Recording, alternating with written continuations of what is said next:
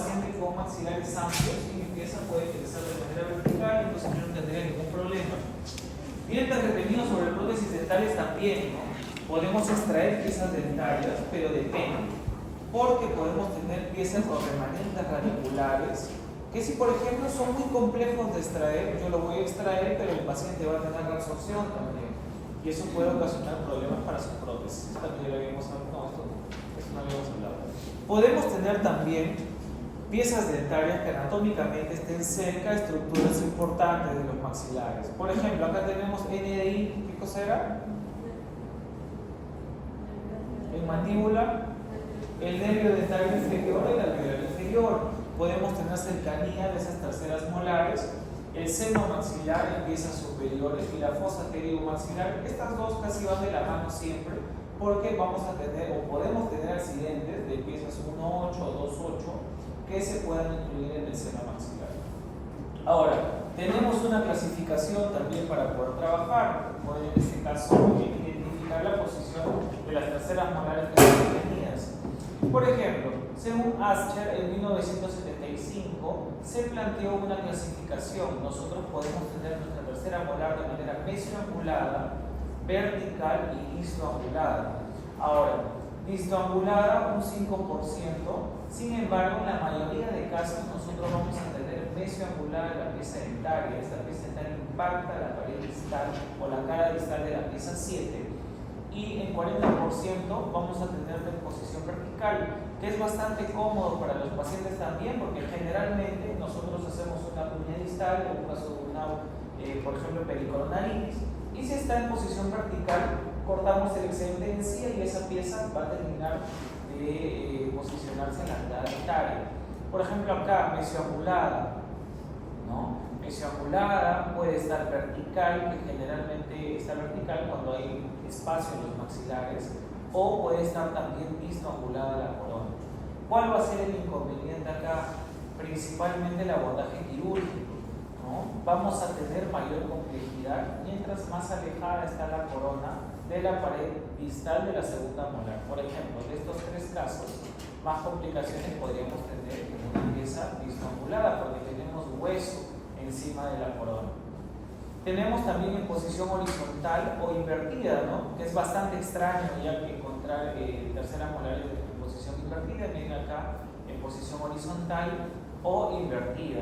De estos dos vamos a tener de todas maneras que hacer un colgajo para poder visualizar la tercera molar y poder extraerla. Por ejemplo, si yo hago un colgajo en esta zona, ¿cómo se llama el colgajo para poder exponer terceras molares?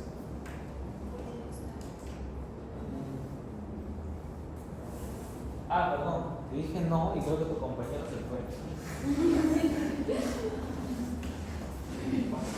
Hola, ¿vas a acabar con el Gracias.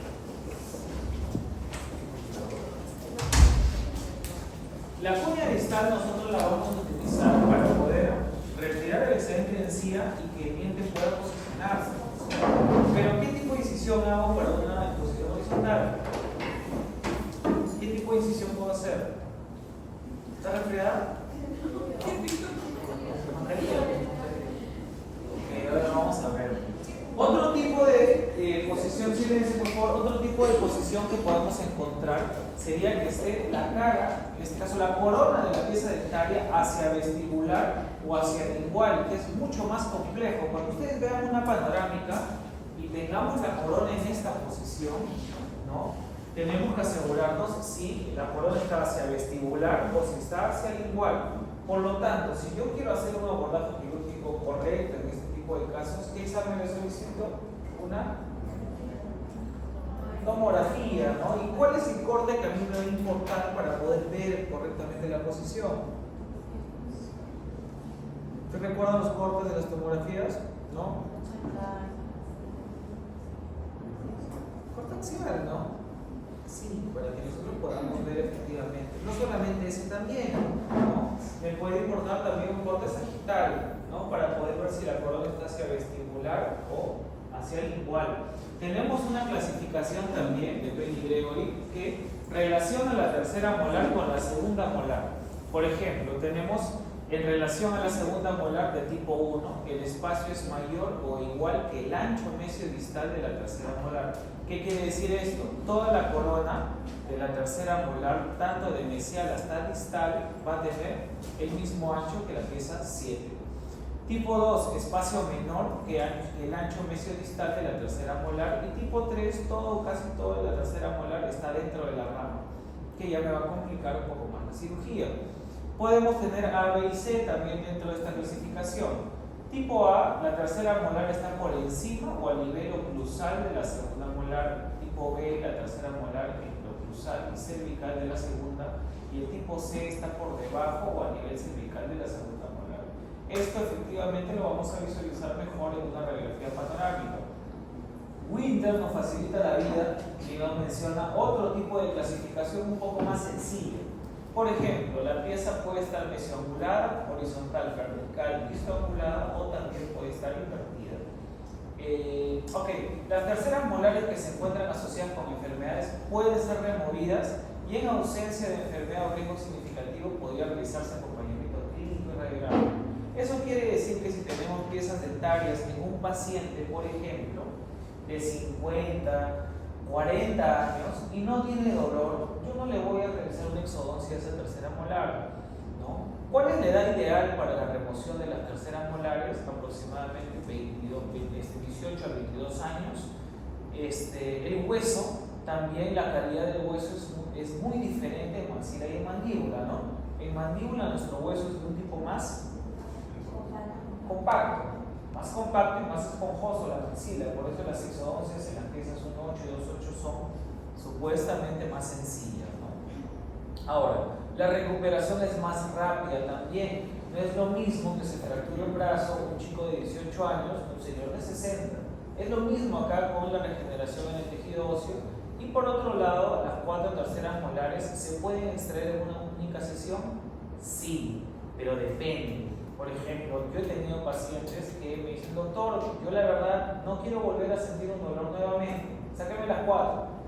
Y yo le digo, a ver, vamos por partes. Primero lo que tengo que ver es la complejidad de la posición de la pieza dentaria. Si es una pieza compleja, obviamente nosotros podemos hacer, por ejemplo, 2 de un cuadrante de un lado del rostro y 2 del otro lado.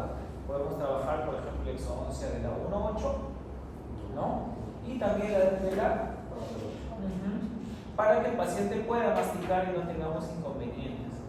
Me ha tocado pacientes que sí, en una cita hemos podido realizar, pero siempre me preguntan, les van a preguntar, doctor, ¿cuánto tiempo se va a demorar? Nunca cometan el error de decir, no, tranquilo, 20, 30 minutos, porque algo se puede complicar, ¿no? Bueno, generalmente siempre comento, voy a tratar de demorarme el menor tiempo posible, ¿no? Porque obviamente mayor tiempo involucra mayor inflamación, porque hay más manipulación de los tejidos. Otro punto también, nosotros podemos tener piezas en posición mesioangulada, pero que pueden estar cerca al dentario, ¿no? Y eso va a ser un problema porque si ustedes ven esta radiografía, acá no tenemos inconveniente, pero acá sí. Miren, acá tenemos nuestro conducto dentario y acá tenemos lo que era la tercera molar. Pero acá está la raíz invadiendo zonas del nervio dentario. Pero es una imagen 2D, yo no sé efectivamente si está, se podría decir, enredada la raíz con el nervio, está por delante o está por detrás. Cuando tengan este tipo de casos clínicos, les sugiero tomar una tomografía, porque ustedes con la tomografía van a poderle predecir al paciente cómo va a terminar luego de la extracción. Porque ustedes pueden anestesiar, colocan una técnica troncular, directa, indirecta, la que ustedes deseen, y de repente el paciente al día siguiente los va a llamar y dice, doctor, doctora, todavía no siento la lengua, no siento el mentón, y ustedes no van a decir, mira qué bueno soy, no lo anestesié, hasta ahora sigue anestesiado, ¿no? No es normal, pero hasta cierto punto sí. Por ejemplo, si yo hago una extracción muy compleja, si yo por ejemplo retiro esta pieza de carga y me demoro 30, 40 minutos, todos los tejidos se van a inflamar. Y al tercer día la inflamación es mucho mayor. Entonces, esa compresión muscular sí va a hacer que el nervio pierda parte de la sensibilidad al día 2 o al día 3. Si a la semana el paciente te dice, doctor, doctora, no siento nada, eso ya no es común, ¿no? Ahora, mi sugerencia también, si ustedes han tomado una tomografía y ya saben que van a tener este cuadro, que se llama parestesia, posteriormente de esta acción, tienen que medicar al paciente de todas maneras al término de la cirugía. ¿Qué le pueden dar? ¿Cuál? Complejo B es de la 1 a la 12, ¿cierto? Es de la 1 hasta la B12. Pero de estas nosotros necesitamos 3. ¿Se acuerdan? Uno, la B1, otra B6 y B12, ¿no? Estos 3 lo que van a hacer es darle más mielina a la acción del nervio para que haya una recuperación pronta del paciente. Ese es uno. 2, ustedes pueden tener otro tipo de escenario. Podemos tener una hiperalgesia, que es diferente a la parestesia. ¿Qué significa eso? Por ejemplo, el paciente se toca la lengua, se toca el mentón y siente ardor o siente quemazón. Eso quiere decir que los axones del nervio también están alterados. En algunas ocasiones podemos mandar acá por vía oral o podemos mandar también por inyectable. Ahora, si nosotros brindamos fármacos, en este caso de manera inyectable, la vitamina generalmente tiene un color rojo. Y hay que comentarle al paciente de que es muy probable que el paciente mencione el color rojo para que no se asuste. ¿Sí? ¿Ha tenido la experiencia también? ¿Tomaste vitamina? ¿Por qué? ¿Qué pasó? ¿Qué tomó vitamina? ¿Qué tuvo? Otro cuadro, supongo. ¿Cuál? Una neuralgia. Ok, tuvo otro cuadro, pero involucró dolor nervioso.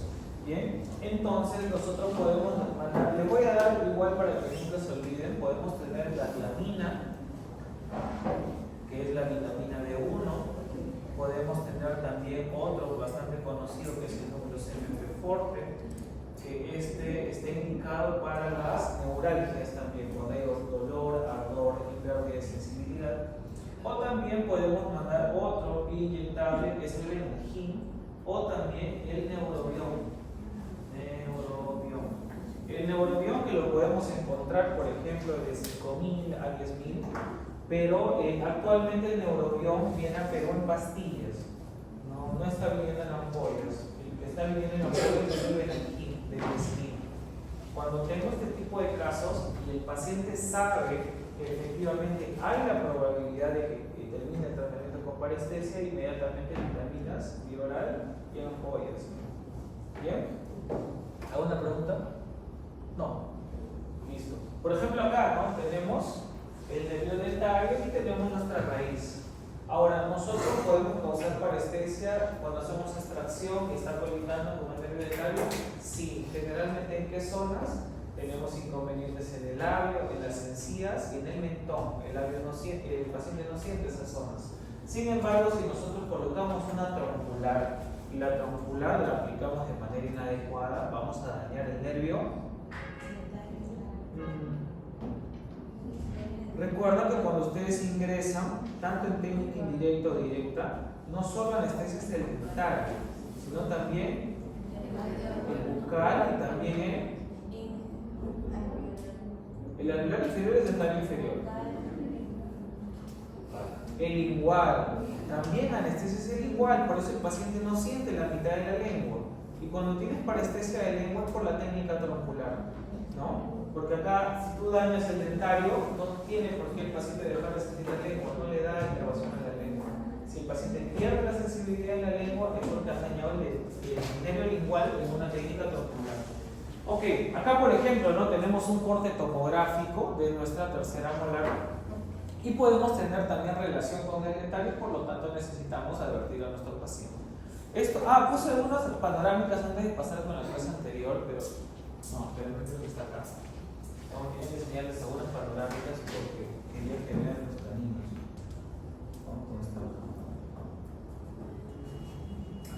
Me avisan 10 minutos antes que terminen. ¿Ya? Miren, por ejemplo, acá, miren este paciente, ¿no? Es un paciente que se ha realizado una técnica 4x2, 4 brackets adelante, 2 atrás, pero acá el paciente ya tiene algunas molares para poder anclar. Pero en la parte superior vienen los caninos. El canino erupciona, impacta el diente lateral, y el diente lateral migra y el canino desciende. ¿No? Eso era lo que yo les estaba comentando la vez pasada, que no tenía una panorámica para poderles explicar. Hasta ahí tenemos alguna consulta, alguna duda, seguimos. Sigo. Ok, vamos. Tienen que preguntar, porque si no están yendo mucho a la clínica, tienen al menos que tener algunos conceptos claros. Ok, entonces, esta parte de caninos retenidos todavía continúa y nosotros hemos visto que podemos tener situaciones clínicas donde mi pieza dental es en una posición complicada de poder abordar. Entonces yo tengo que realizar una incisión y les pregunté cómo se llama esta incisión.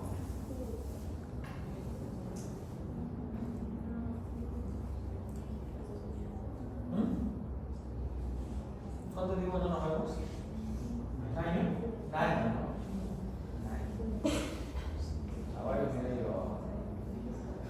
Miren, dentro de los tipos de incisiones, la más común para extraer terceras molares superiores e inferiores es la festoneada lineal. Tenemos un festón y tenemos una línea que se sugiere hacer hacia vestibular. No se sugiere hacerlo hacia lingual, porque si esta incisión la haces muy hacia lingual, vas a tener inconvenientes con algún vaso de mayor calibre o con un nervio importante que circule por ahí. ¿Bien? Ahora, doctor, ¿cuántos dientes yo tengo que festonear para abrir mi colgajo? Depende, ¿no? Depende de qué tan extenso quieras que sea tu incisión. Sin embargo, siempre se recomienda que sea 2, o sea, la pieza 7, la pieza 6, o la mitad de la pieza 5 de la premolar. Por ejemplo, acá, ¿no? Se expone como una alegra, vemos acá toda la tabla ósea, y aquí vemos ya nuestra tercera molar que está retenida. Ahora, dentro de los inconvenientes que nosotros podamos tener, uno vendría a ser un vaso de gran calibre que podamos tocar. 2, también podría ser algún nervio que nosotros podamos ahí tocar. Y por otro lado, el inconveniente que podemos tener es la sutura. ¿Por qué? Nosotros cuando suturamos, acá todo bien, yo puedo hacer puntos simples. Pero acá, por ejemplo, yo ya separé mi papila. La papila está completamente separada de mi pieza dental. Entonces, ¿qué sutura podríamos practicar acá? Eso que no les envío que la hagan. ¿Qué tipo de sutura podríamos hacer aquí? ¿Cuál es la sutura que me va a ayudar a formar papilas? Ajá, podemos realizar un colchonero vertical, ¿no? O también el horizontal, depende de la incisión, pero ese tipo de sutura me va a ayudar a afrontar la papila interdental, porque acá yo separo totalmente toda la papila de la cara vestibular del diente. El abordaje es un poco más complicado en extracciones de 1.8 y 2.8, sí, obviamente la visualización que podamos tener es un poco más compleja. Ahora, cirugía de terceras molares también está asociado con cuadros de osteotomía o cuadros de odontosección que podemos realizar en la misma cirugía. Si bien es cierto, nosotros podemos utilizar piezas dentarias, ¿no? Pero estas piezas dentarias tienen que estar también trabajando con fresas quirúrgicas. ¿Se acuerdan del material?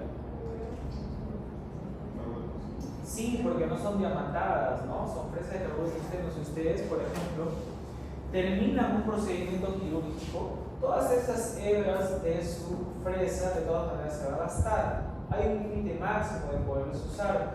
No se trata que ustedes utilizan su fresa 1000 veces, no está en mi padre o 1000 batallas, ¿no? Tienen que tratar de invertir también en materiales y fresas nuevas, porque te va a eliminar el hueso mucho más rápido. Tenemos de diferentes números, porque tienen diferente forma, pero cada una de ellas es para una situación en particular. Por ejemplo, cuando yo quiero hacer odontosección, o por ejemplo, cuando yo quiero hacer osteotomía. Entre ellas tienen las fresas séqueas, no sé si en algún momento les han visto ¿no? Son fresas quirúrgicas. Entonces, se hace la incisión, se abre el colgajo, y una vez que se abre el colgajo, yo voy a tener retención ósea en la pieza dentaria. Como tengo hueso alrededor del diente, yo tengo que desgastarlo. Entonces, como hemos hablado, eso se llamaría una osteotomía. Ahora, esa osteotomía en muchas ocasiones va acompañada de una odontosección. La odontosección, ¿por qué se hace? ¿Por qué hago la odontosección? La osteotomía está claro, ¿no? Hago la osteotomía para eliminar hueso, porque es más compacto y yo pueda usar el diente. Pero ¿por qué haría una odontosección? Porque está impactada y por lo tanto yo no tengo espacio, ¿no? Un forceps no va a entrar ahí y mi botador menos, ¿no? Entonces necesito tratar de separar parte de la corona para yo poder eliminar la pieza dentaria de manera correcta y sobre todo sin inconvenientes. Este es uno de los problemas que casi siempre pasa con dientes que están en posición horizontal. Por ejemplo, tenemos nuestra fresa y seccionamos la corona. Seguimos seccionando la corona, la asistente lo felicita, dice doctor, huele a diente, ya vamos a llegar a cortarlo, falta poco. Y ustedes se van hasta el dentario o se van a un vaso de mayor calibre. Pueden haber dos cuadros. El primero, ustedes pueden accidentalmente, ¿no?, dañar un vaso de un calibre grande, ¿no? Por eso ustedes cada vez que empiecen a hacer odontosección tienen que tomar una radiografía para que puedan ver exactamente cuánto falta y puedan terminar de seccionar la corona y separarla de la raíz. ¿Bien? Por ejemplo, si yo tuviera accidentalmente un vaso sanguíneo de un calibre mayor ahí y tenemos una gran cantidad de hemorragia, ¿qué podemos hacer?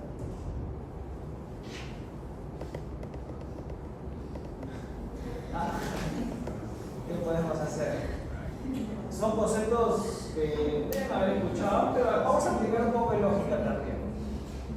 Estamos trabajando la odontosección de una pieza que está en posición horizontal, yo me emociono y ¡pac!, sale sangre, me mancha la careta, me mancha los lentes, no para de sangrar. ¿Qué hago? Ok, la primera, ¿cuál? Ese sería, digamos, mi última opción, pero lo haría. Antes de eso, primero nosotros tendríamos que hacer una compresión con gasa. ¿Cuánto tiempo más o menos tendría que hacer mi compresión con gasa? Entre unos 10 a 15 minutos. Yo sí he tenido la experiencia, no me pasó a mí, pero sí a mi colega, no sé si le conté, que yo estaba asistiendo y él estaba haciendo la odontosección de un diente. En ese tiempo yo usaba un paracaídas, ¿no? Y tal cual sale como cuando te cortas una vena, salpicó así, lo salpicó en la careta, y en ese momento tienes que mandarle la cara, porque el paciente no siente nada, está que se deshaga en el alveolo, pero no siente nada. Entonces, lo primero que tú tienes que hacer, una compresión con gasas. ¿Cuánto tiempo? Más o menos unos 15 a 20 minutos en promedio. Imaginémonos que nos gastamos medio paquete de gasas, ya sea un paquete de gasas. ¿Qué haces después? ¿Qué puedes hacer?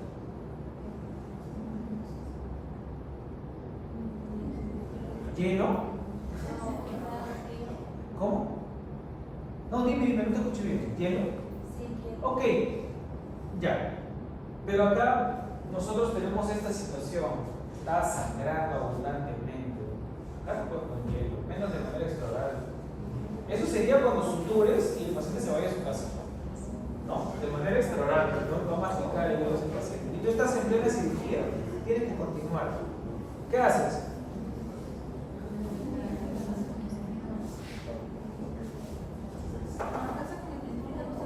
Una gasa con epinefrina, pero mejor colocar ácido tranexámico, que eso era la última opción que les había comentado. ¿Por qué? ¿Qué compuesto que nosotros usamos tiene epinefrina? La anestesia. La otra opción yo podría colocar anestesia, porque la anestesia tiene vasoconstrictor, constriñe el vaso sanguíneo y detiene mi sangrado. ¿Qué anestesia podría utilizar? La lidocaína o la... ¿cuál? O la articaína. La mepivacaína la puedo usar. Yo la puedo usar, pero acá en Perú generalmente la ven sin vasoconstrictor. ¿Bien? Sigue sangrando, ¿qué hago?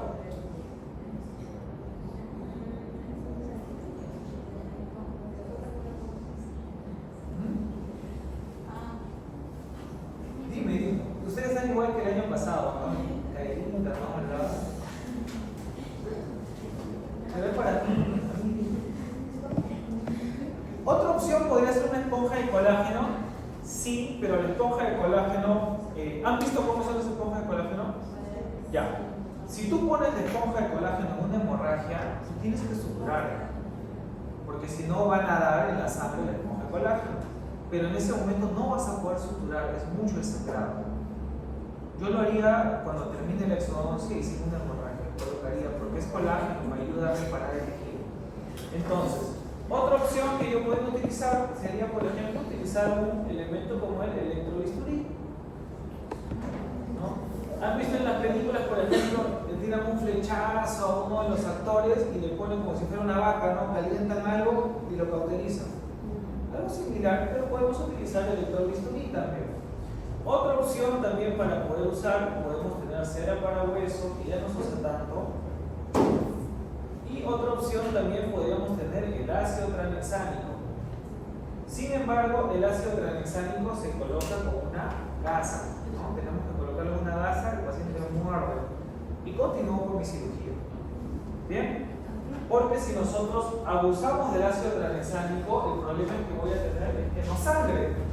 Y a mí me conviene que sangre, pero que no haya una hemorragia, porque si sangra me va a ayudar a que la reparación sea más rápida. ¿Bien? Listo.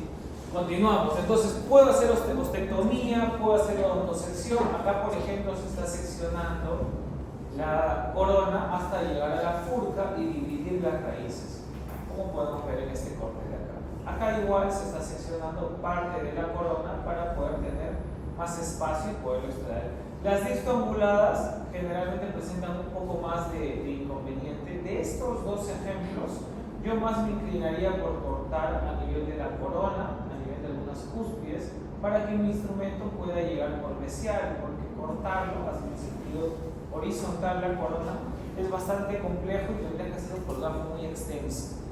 Ahora, nosotros entonces hacemos el colgajo, eliminamos la pieza dentaria, sacamos la pieza dentaria y también tenemos que irrigar. ¿Por qué? Porque el paciente se inflama y se inflama tanto después de una extracción donde hemos hecho odontosección o hemos hecho osteotomía. Todas las esquirlas de hueso, de repente la pieza dentaria tenía caries, se puede quedar en el alveolo. Por eso al final ustedes tienen que lavar, ¿no? Tienen que lavar con suero fisiológico o van a lavar también con clorexidina. Pueden lavar también con clorexidina. Vamos a ver este caso de acá. Tenemos un paciente en la pieza 2.1, tiene fractura acá en la corona, no está rehabilitado, tratamiento de conductos. Tenemos nuestras primeras, 1.8 y 2.8 en boca. Y acá tenemos 1, 2, 3, tercera molar, y esta sería por acá me dicen un supernumerario, ¿tiene otro nombre?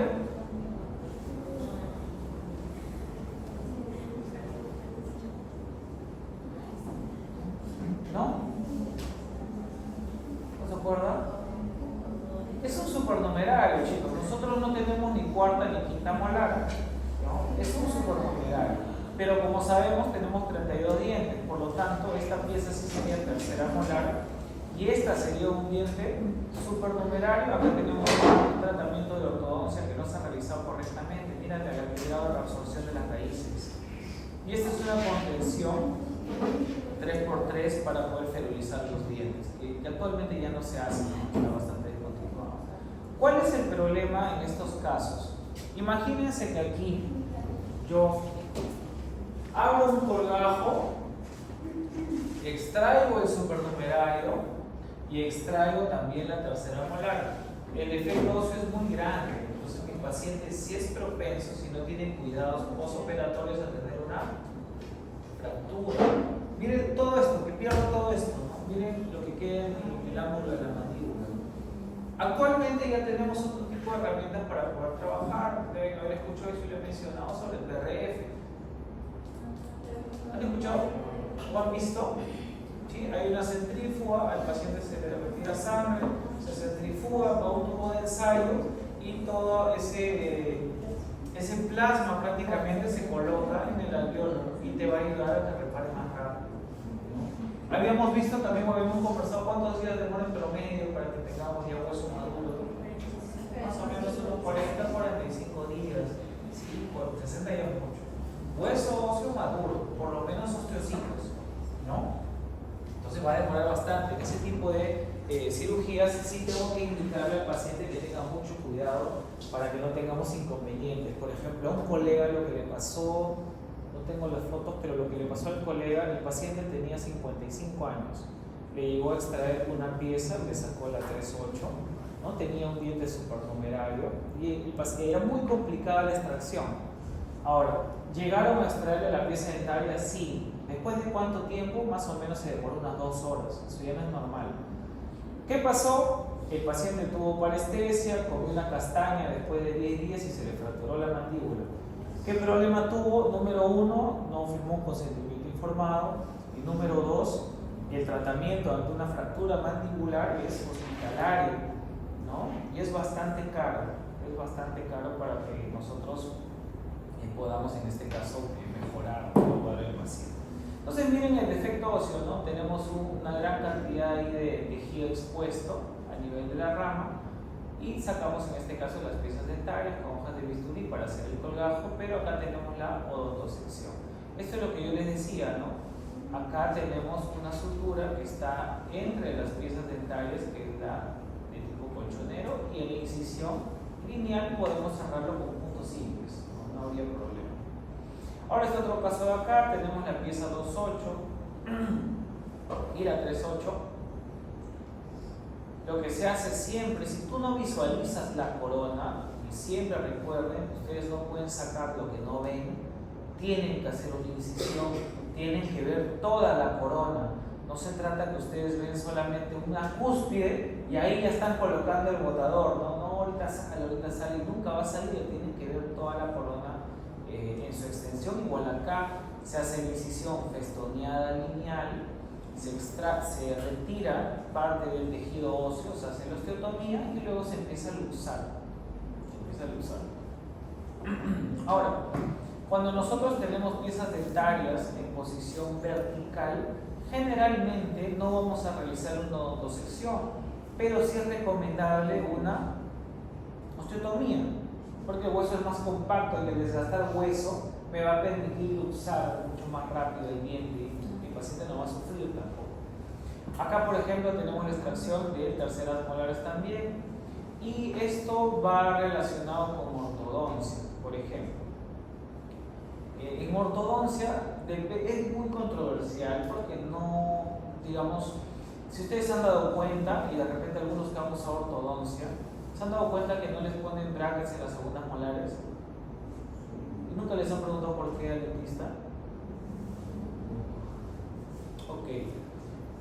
Casi siempre, la tercera molar retenida o erupcionada impacta parte de la segunda molar. Entonces, colocar un tubo o una banda, como tenemos acá en ortodoncia, va a complicar un poco la adhesión, porque tenemos una zona muy posterior. Si mi segunda molar está vertical y solo me va a servir de anclaje, no sería necesario porque está en una buena posición. Pero si mi segunda molar está en una posición muy mesiangulada o muy extruida, necesito pegar acá un botón adhesivo, una banda. En resumen, si está en mala posición, ¿por qué no lo hacen? A veces por flojera, ¿no? Porque acá tenemos mayor cantidad de flujo de saliva, la adhesión es más complicada, entonces se debería branquear toda la arcada. Ahora, si mi pieza está vertical y no tiene problemas, como yo les digo, ustedes pueden cementar, no es necesario cementar una banda o un tubo adhesivo. Pero las terceras molares me impactan las segundas, ¿no? Y me va a causar también apiñamiento a nivel de la segunda molar, sobre todo en terceras que están retenidas. Acá, por ejemplo, tenemos la incisión, se hace el festoneado, tanto a nivel de la papila como a nivel distal, y posteriormente se levanta el colgajo. Mira, acá tenemos ya parte de la cúspide. Y luego empezamos ya a retirar la pieza dentaria, ¿no? Es más complicado, sí, por la visualización que podamos tener en esa zona. No es muy visible. Ahora, el inconveniente o la probabilidad que nosotros la podamos llevar hacia el seno maxilar depende de la posición de la tercera molar. ¿Cuál es el error que se comete muchas veces? Uno hace el colgajo y empieza a trabajar con el botador o el elevador. que en vez de luxar tú empujas la corona y se va hacia el seno maxilar. Si mi corona, por ejemplo, estas piezas que están en mala posición, se van al seno maxilar, ¿qué hacen ahí? ¿Qué pueden hacer?